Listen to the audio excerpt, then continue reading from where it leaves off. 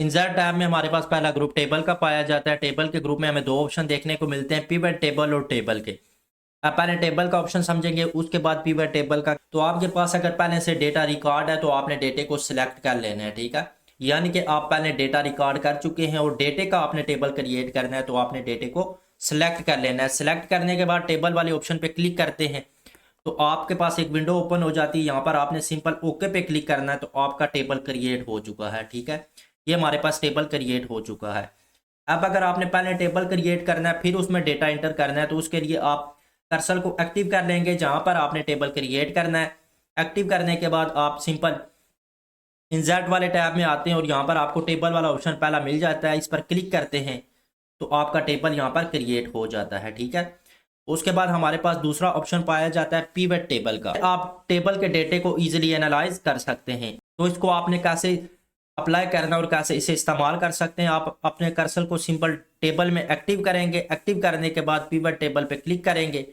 यहाँ दो ऑप्शन आपको देखने को मिलेंगे, आपने पिवट टेबल पे क्लिक करना है, ठीक है। हमारे पास टेबल है तो इस पर क्लिक करेंगे। क्लिक करने के बाद आपने ओके पे क्लिक कर देना है। तो आपके पास एक विंडो शो हो जाएगी साइड में, ठीक है।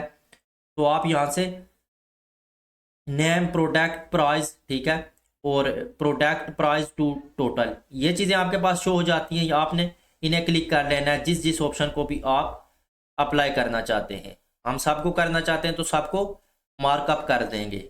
मार्कअप कर लिया। अब यहाँ से इसे क्लोज कर लिया। क्लोज करने के बाद आप देख सकते हैं कि हमारा टेबल पिवट में कन्वर्ट हो चुका है, ठीक है। अब इसका इस्तेमाल कैसे किया जाता है, तो आपके पास ये साइड में एक एरो बना होता है, ठीक है। इस पर क्लिक करते हैं।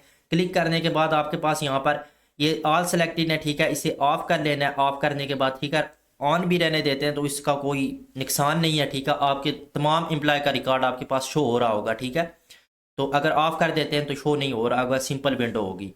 यहाँ पर सर्च में उस एम्प्लॉय का नाम टाइप करेंगे जिसका रिकॉर्ड आप चेक करना चाहते हैं। हम यहाँ पर टाइप कर देते हैं अहमद, ठीक है। जैसे ही हम अहमद टाइप करेंगे और यहाँ पर इंटर पे भी क्लिक कर सकते हैं। यहाँ पर ओके का ऑप्शन आ जाता है, ओके पे भी क्लिक कर सकते हैं। ओके पे क्लिक करेंगे तो आपके पास अहमद की तमाम सेल शो हो जाएंगी, ठीक है। जैसे अहमद शो हो रहा है, अहमद ने गोल्ड की कितनी सेल की है, सिल्वर की कितनी की है और टोटल कितनी की है, ठीक है। तो ये आपके पास इसका बेनिफिट होता है कि आप टेबल को ईजिली एनालाइज कर सकते हैं, ठीक है। अगर आप यहाँ से सेलेक्ट ऑल पे क्लिक कर देते हैं तो आपके तमाम रिकॉर्ड शो हो रहे होते हैं, ठीक है। और जिसको आपने सर्च किया होगा वो आपको टॉप पर शो हो रहा होता है, ठीक है। जैसे ही हम सेलेक्ट ऑल पे क्लिक करते हैं, ओके पे क्लिक करते हैं, तो इस तरह हमारे पास तमाम के रिकॉर्ड शो हो रहे होते हैं, ठीक है। और अहमद का हमें टॉप पर शो हो रहा है, यानी इसे हमने सर्च किया था। तो जिसका आप सर्च करेंगे उसका टॉप पर शो हो जाएगा, ठीक है।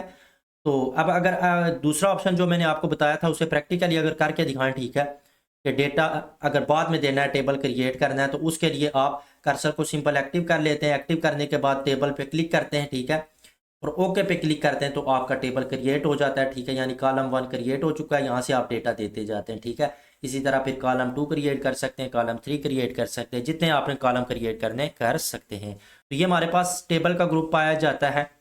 नेक्स्ट हम इलिस्ट्रेशन का ग्रुप देखेंगे। अभी तक अगर आपने पास्ट लेक्चर नहीं देखे हैं तो देख लें ताकि आपका कोर्स साथ साथ कवर होता रहे। जज़ाकल्लाह।